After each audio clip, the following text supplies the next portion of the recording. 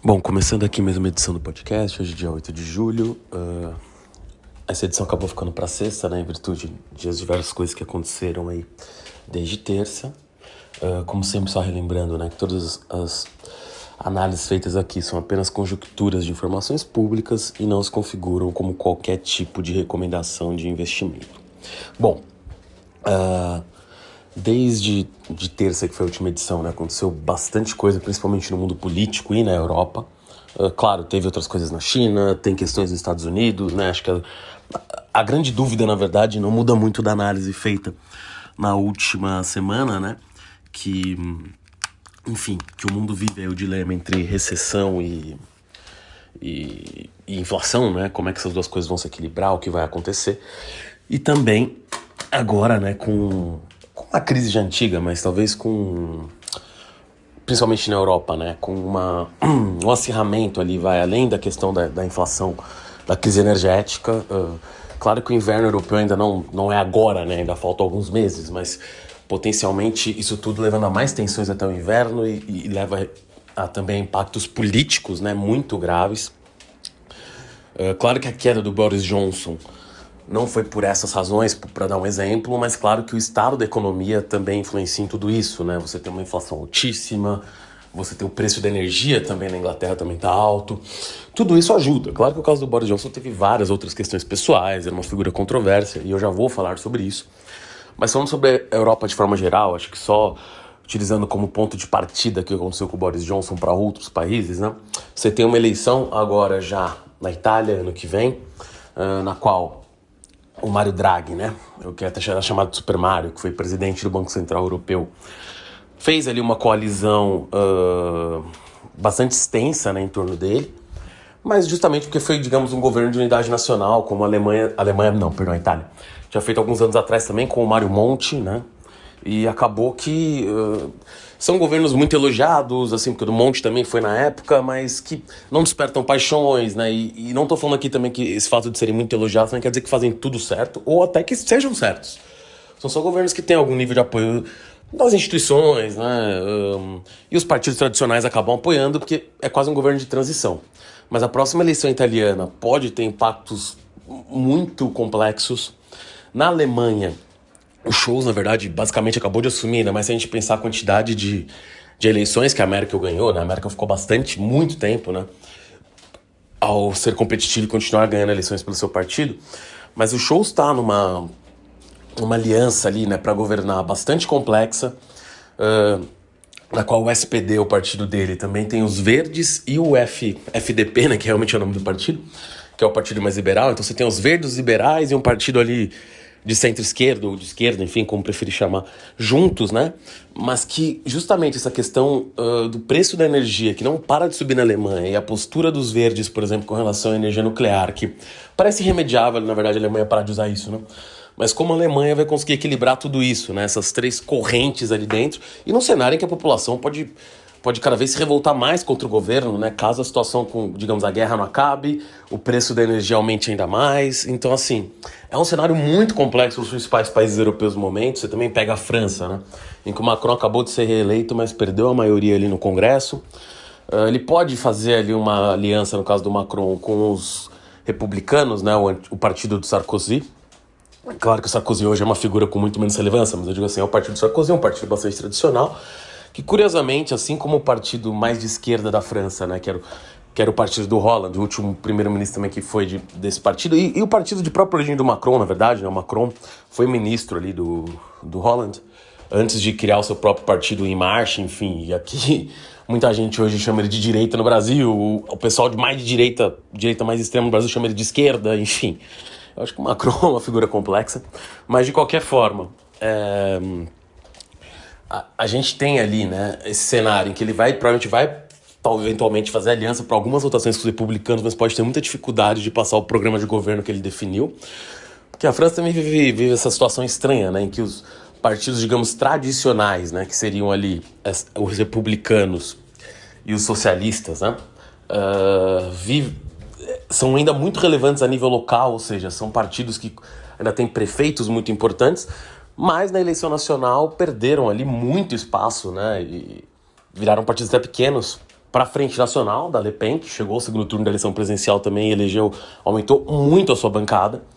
E para o Luc Mélenchon também, né, fazendo uma comparação que, apesar de eu achar até que o Mélenchon, enfim, também tem sua própria trajetória política muito bonita, mas para quem não conhece a política francesa, seria o Bernie Sanders francês, né, mal brincando, uma pessoa um pouco mais experiente, né, na política, tem muitos anos, enfim, de militância, já é uma pessoa de mais idade, e que bem mais à esquerda, e que conseguiu congregar ali até uma aliança de esquerda, né, que acabou se tornando o terceiro maior bloco do parlamento, né, então, curiosamente, a França também está nesse cenário. Por que eu estou falando desses três cenários separadamente, tá? E já vou chegar no Boris Johnson. Porque a Alemanha hoje vive a Alemanha principalmente, na verdade, mas a Europa vive uma crise energética sem precedentes que só se acentuou, né? Tem algumas coisas acontecendo. Primeiro que, para quem não se lembra, né, uma das principais sanções, digamos assim, que a Alemanha fez contra a Rússia, logo quando começou a guerra, e na verdade muita gente duvidava que a Alemanha teria essa postura, foi parar a construção do Nord Stream 2, né? E já existiu o Nord Stream 1. O que são o Nord Stream 1 e o Nord Stream 2? São gasodutos, né, que passam ali pelo mar, que chegam da Rússia para a Alemanha, e são ali hoje, né, existem outros, mas são os maiores gasodutos que transferiam gás natural, né, direto da Rússia para a Alemanha, e a Alemanha usa muito gás natural, principalmente para sua indústria, então é fundamental para a Alemanha, né. O Nord Stream 2 estava sendo construído justamente para se intensificar, né, esse comércio, estava próximo de ser finalizado até, e acabou sendo abandonado ali quando começou o conflito, quando a Rússia invadiu a Ucrânia. O Nord Stream 1 ainda existe, aquela velha história, né?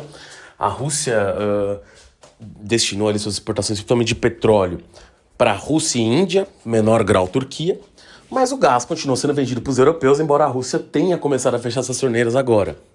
Então o que acontece agora nesse cenário é o seguinte, né? E tem uma Alemanha muito dependente do gás russo para a indústria, para calefação no inverno, para muitas coisas. Outros países europeus também, tá? Mas, por exemplo, a Itália foi um pouco atrás da Argélia, foi atrás de países ali do norte da África, das próprias explorações que estão tendo em alto mar ali para gás, próximo ao Chipre. Então a Itália está tentando fazer esse tipo de acordo.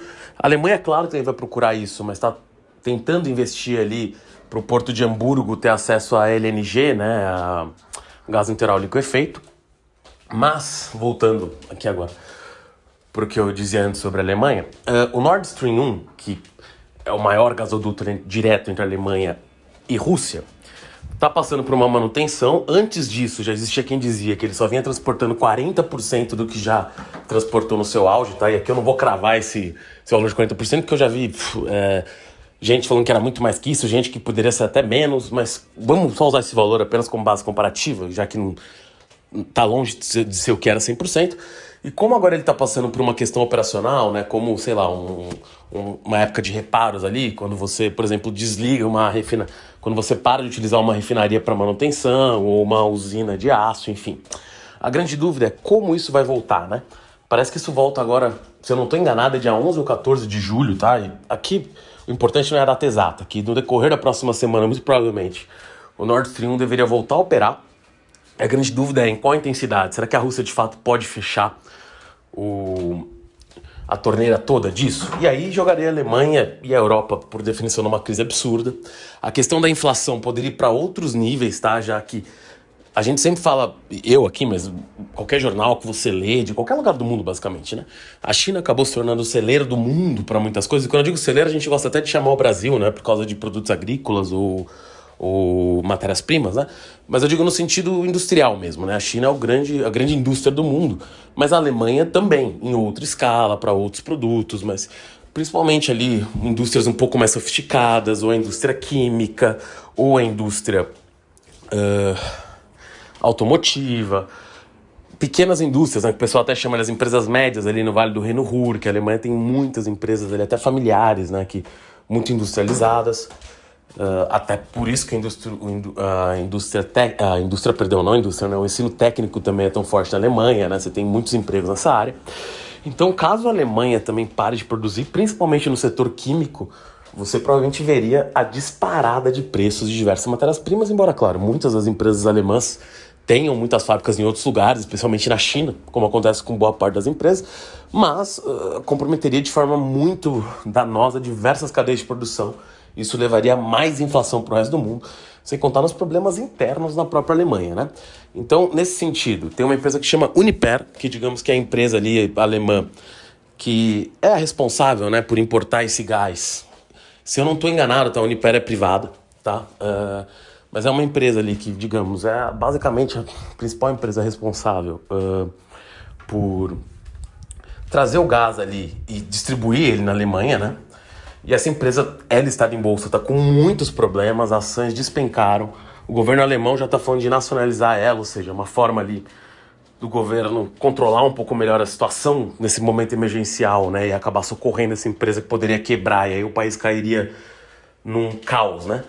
Mas assim, muito complexa a situação, até porque o governo alemão, nos últimos tempos, não é dado a esse tipo de medida, né? Então é bastante complexo e só demonstra o tamanho do problema que o mundo pode se meter nesse caso da Alemanha. E só para ver que, claro que a Alemanha, como eu já disse, é o país que mais vai sofrer com isso, mas basta ver que isso não é um problema exclusivamente alemão, ao ver que a GDF, né, uma empresa também de energia bastante conhecida, tem investimentos no Brasil, que é francesa, já era estatal, tá? O governo francês ele já tinha 84% do capital social da companhia, mas muitos papos, tá? Que o governo... Muitos papos não, né? Notícias, né? Não sei se já foram oficializadas, mas teve um número muito grande de notícias falando que essa empresa poderia ser nacionalizada, ou seja, o governo francês adquirir 100% do capital da empresa, também por causa da crise energética, e tanto no caso da Uniper quanto no caso da GDF, muita gente falando que poderia ser apenas o início, né, de uma atuação mais firme dos governos, né, no setor de energia, ou seja, esses preços não vão cair, vão continuar tendo muitos problemas e provavelmente os governos vão acabar tendo que intervir nesses setores, colocando mais dinheiro, né? E lembrando aí que a Europa vive ali, né, a questão da desvalorização do euro, de países ali que eventualmente têm finanças piores, né, dentro do bloco, sendo ajudado pelos países de finanças mais arrumadas, no caso, por exemplo, a Alemanha, os nórdicos, a própria França, apesar de ser uma grande economia, tem déficits altos. Então, é um cenário muito complexo e que pode levar, inclusive, a rachas, né, e complexidades dentro do próprio grupo ali da União Europeia, né, que sempre foi um grupo muito diverso e com muitos problemas internos, mas ia sobrevivendo, né? Então, afeta bastante as relações dentro do grupo, afeta muito internamente a Alemanha e França. Então, e como eu disse, a grande questão na Alemanha é o que pode acontecer.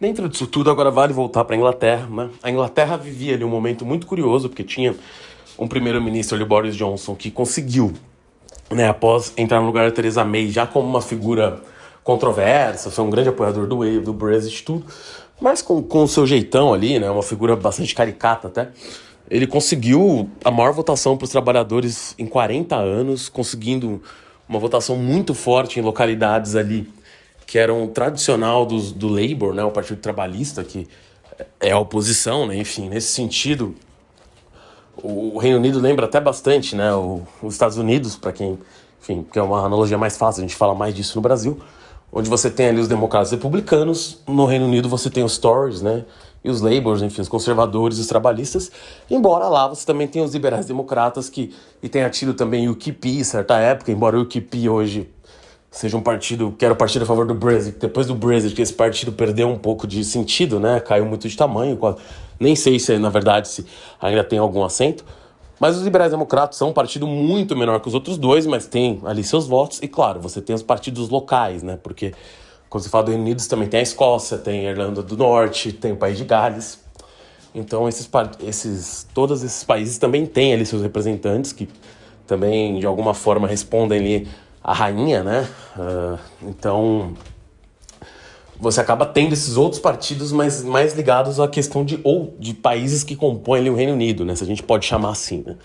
No caso da Inglaterra em si, a divisão é bem entre Tories, Labours e em menor escala os liberais democratas, que já tiveram votações importantes, mas nunca chegaram a ter uma maioria ali para indicar um primeiro-ministro, né. De qualquer forma, o Boris Johnson conseguiu ganhar muitos votos nessas regiões com promessas antagônicas, ou seja, em um lugar ele falava que ia aumentar os gastos públicos para ajudar a população, em outros falava em contenção fiscal. Então, assim, era claro que ele tinha uma aliança ali um pouco complexa, que era muito difícil de se preservar, Mas isso nem tá ligado à queda dele, né? A queda do Boris Johnson tá ligada a muitos escândalos internos, a questão em Downing Street das festas, a quantidade de mentiras que ele contou, né? Ou seja, ele falava que não teve festa, depois que ele não foi, depois saíram fotos ou imagens, ou enfim, ou relatos que ele estava nas festas e ele teve problema para explicar isso de novo. Então, e por isso até que se você for ver, ele era um dos caras mais verbais sobre a Ucrânia, né? De defender a Ucrânia. Porque era a forma também dele tirar a atenção interna.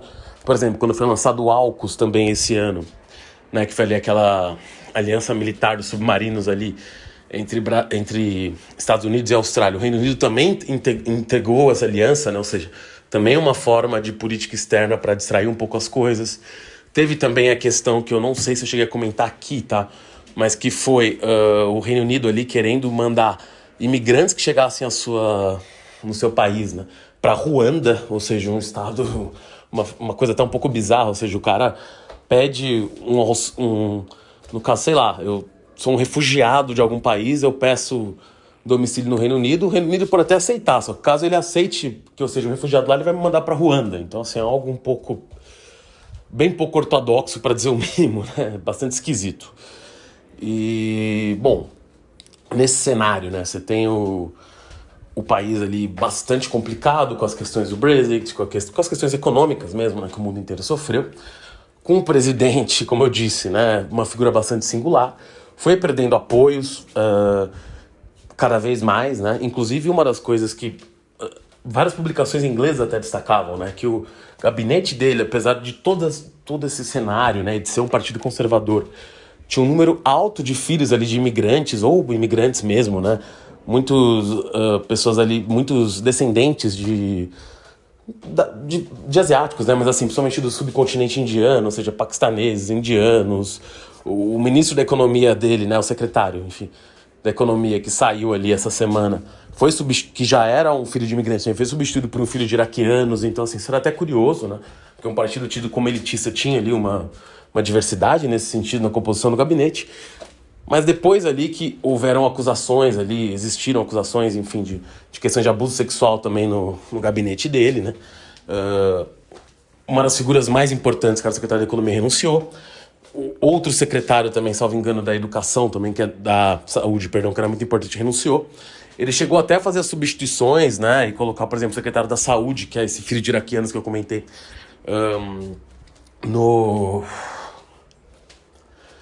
na Secretaria da Economia, para tentar se manter no poder. Ele sempre falava ali uma coisa até um pouco curiosa, né? Que, aliás, a gente escuta muito isso no Brasil, atualmente até, né? Que ele falava, não, eu tive 14 milhões de votos, então vocês não podem me tirar em relação ao próprio partido. Até porque aconteceu uma coisa que engessava um pouco a retirada do Boris Johnson no poder, que os conservadores tinham feito recentemente, né? Há poucos meses atrás, uma eleição para tirar ele do poder, na qual ele conseguiu se manter.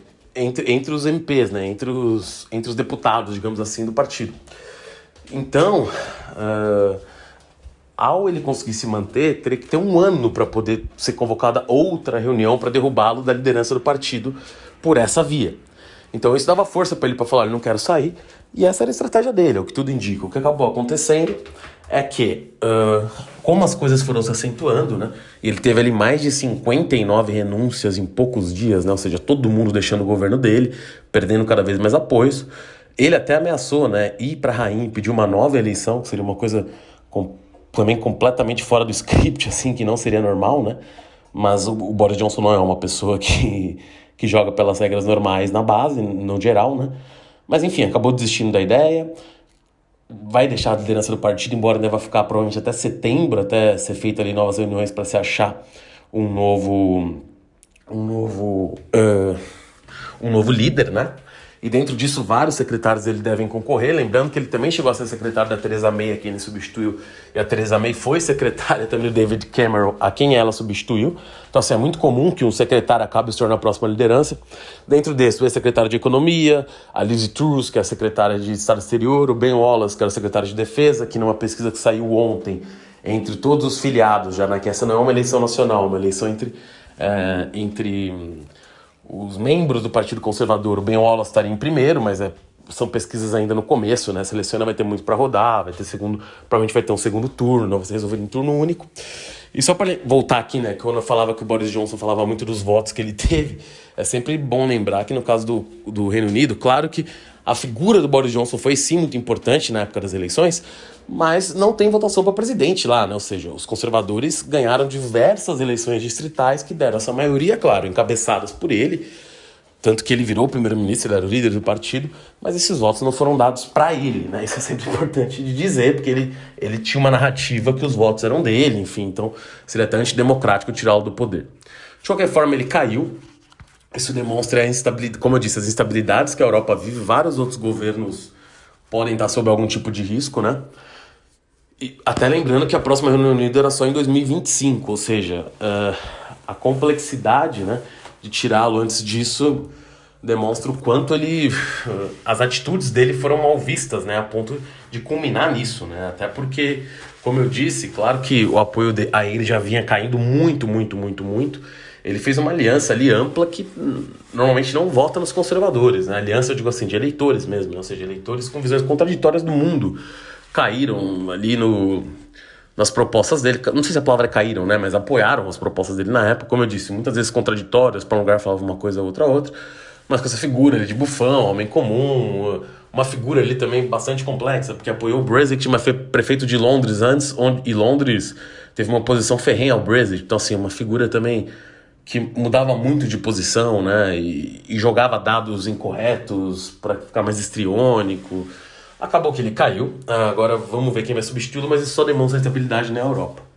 Como eu tinha dito na outra edição, minha ideia hoje era falar um pouco sobre algumas ações específicas aqui no Brasil, mas o que aconteceu na Ásia hoje também possibilita isso um pouco, tá? Primeiro, um comentário mais breve sobre a OTAN convidou ali alguns países asiáticos, tá, como observadores para sua reunião, por exemplo, salvo engano, Japão e Coreia do Sul. A China não gostou disso, né? Ou seja, porque é o que ficou sendo discutido na questão da Ucrânia, tá? E novamente, é uma questão muito complexa, mas ainda mais pelo jeito que a guerra vai indo e tudo mais. Mas independente da questão da guerra ter iniciado ou não, é possível entender porque a Rússia teria um desconforto com a entrada da Ucrânia eventualmente na OTAN. Eu consigo racionalmente entender isso, o que não justifica nenhuma das medidas da Rússia e de ninguém, né? Só que dá para entender a ação que levou a outra ação, embora, claro, se você pegar, principalmente o que o Putin fala depois disso, parece que tem outras razões por trás, mas isso pouco importa. Ele que conseguiu criar uma justificativa lógica para isso. Ao convidar países asiáticos ali, vizinhos da China para a OTAN, né? Talvez não para entrar na OTAN, lógico, mas para participar das reuniões e tal, e parecerem mais próximos. Isso irrita a China, e isso tem impactos muito complexos, né? Lembrando que, contraditoriamente a esse movimento, né, que pode irritar a China, o Biden está falando de tirar as tarifas de importação sobre produtos chineses colocados pelo Trump, que, aliás, uma coisa que já foi dita várias vezes e não foi efetuada, né? Mas agora parece estar mais próximo. Enfim, a inflação preocupa ele muito, está próximo das eleições. Então é bem possível que ao menos parte dessas medidas, né, parte dessas tarifas, perdão, seja retirada, até porque isso não vai resolver a inflação, muito longe disso, mas pode diminuir a inflação eventualmente alguns itens bastante específicos ali, né?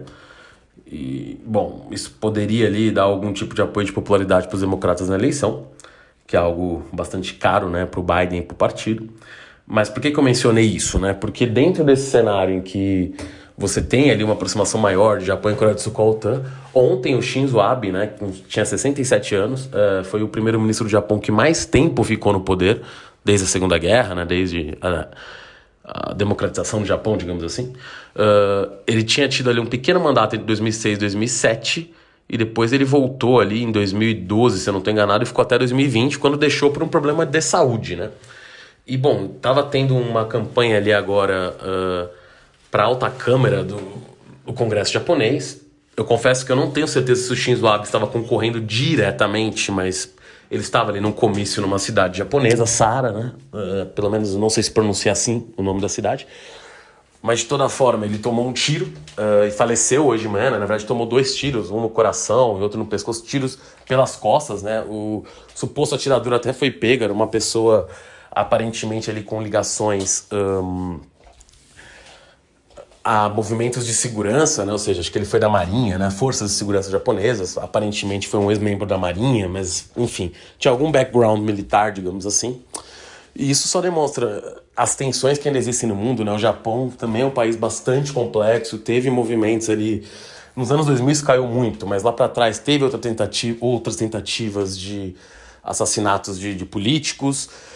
Isso só demonstra como o mundo está caminhando mais para isso. Né? Quer dizer, a gente vê movimentos aí mais agressivos contra políticos, o que é sempre um risco. Isso não deveria trazer uma estabilidade no Japão tão grande, tá? E claro que é horroroso o que aconteceu, né? Enfim, né? Mataram uma pessoa que estava discursando pelas costas. É um absurdo, né? Deve trazer-se algum nível de instabilidade, mas como não estava tendo uma eleição para presidente, não foi o presidente, claro que isso, os impactos disso são muito complexos, mas o fato do Shinzo Abe não ser mais o presidente diminui um pouco, digamos, o tamanho do terremoto, mas ainda assim é um terremoto muito relevante, como eu disse. Era um cara de imensa importância dentro da política japonesa, foi líder ali do principal partido japonês, que ganha as eleições quase desde sempre, perdeu basicamente uma eleição desde a Segunda Guerra, né? Enfim. Na verdade, não vou colocar eleição, é que eu não tenho certeza, mas digamos que desde a década de 90 ali, perderam uma eleição, né? E o Shinzo Abe ali era a grande figura dos últimos anos do partido, né? Tanto que a própria substituição dele foi bastante discutida, foi muito difícil de se escolher o substituto exato.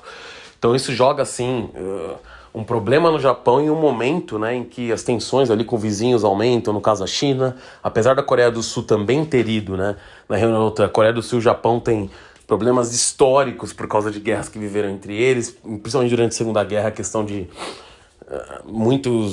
muitas questões ali de abusos, né, contra mulheres coreanas por parte dos japoneses, crimes de guerra absurdos. Então, assim, são países que têm além de questões para se resolver muito complexas entre Coreia do Sul e Japão, e ao mesmo tempo ambos têm problemas com a China, né? Então, sim, o Japão, digamos, não cai no vazio institucional, mas perde uma figura muito importante e, claro, né, a gente vê um aumento aí de atentados de todo tipo contra todo tipo de pessoas, né? Como comentei até na questão dos Estados Unidos também, de leis contra armas ali, que tá um tema muito em discussão lá. Isso também deixa o Japão sob uma tensão maior do que o normal. E é mais um ponto de estabilidade, ou seja, se você for ver, né, os países com mais estabilidade são provavelmente os maiores aliados dos Estados Unidos, né? Alemanha, Reino Unido, Itália talvez seja um aliado, apesar de importante, claro, hoje menos importante que em outros momentos, mas também com problemas, a França com dificuldades, o Japão agora com essa questão complexa aí que aconteceu. Então, assim, vamos ver as cenas dos próximos capítulos, mas só dá pra ver que a complexidade, né, do que tá acontecendo no mundo só aumenta. E é um mundo de águas turbulentas, né, pra nadar. E como o pessoal diz, né, às vezes um acontecimento muda completamente o rumo da história. Não sei se a morte do Shinzo Abe, né, vai ter o assassinato, na verdade, né, vai ter algum tipo de impacto desse tamanho, né, em termos de um terremoto tão complexo. Mas é um acontecimento triste, que com certeza vai mexer muito com o Japão, com a região, com o mundo. E junto com a renúncia do Boris Johnson com questões energéticas da Europa, acabou sendo o tema de hoje, porque são assuntos complexos, naveguei aqui de forma até um pouco mais simplista. Só lembrando hoje, que a gente teve a divulgação do IPCA, que veio um pouquinho abaixo do consenso, tá? E a gente já dá pra ver aí que o preço, até por causa de várias questões, né? Mas um pouco a queda do preço do petróleo, a diminuição do ICMS por vários governadores, provavelmente foi a principal medida, mas a gente tem uma pequena queda no preço dos combustíveis, o que deve ajudar um pouquinho na inflação, principalmente nos próximos 2 meses. A gente teve também o payroll nos Estados Unidos, que veio um pouco acima do esperado, né? Se gerou mais empregos do que se esperava, o que demonstra ainda assim uma economia ainda quente, digamos assim, então ainda talvez aquecendo, né? Então a gente vê que as coisas que vêm dos Estados Unidos são muito contraditórias. A gente tem algumas coisas que poderiam indicar o início de desaceleração, mas outras ainda estão muito fortes. Então, isso só demonstra que o aumento da taxa de juros por lá deve continuar. E aqui no Brasil, a gente deve ter na próxima semana a votação da PEC, né, dos auxílios, que foi adiada, né, mas muito provavelmente vai ser aprovado. E aí, estando aprovada, né, e ficando mais ou menos claro o tamanho dela, e como eu disse, é uma PEC super legítima, a grande questão é só entender o tamanho e as fontes de financiamento, que esse governo sempre muito atrapalhado nunca diz, e o tamanho da duração, ou seja, porque também fica muito estranho fazer algo só até o final do ano, mas vamos ver como essas coisas vão se resolver ao longo da próxima semana. Até a próxima edição, valeu!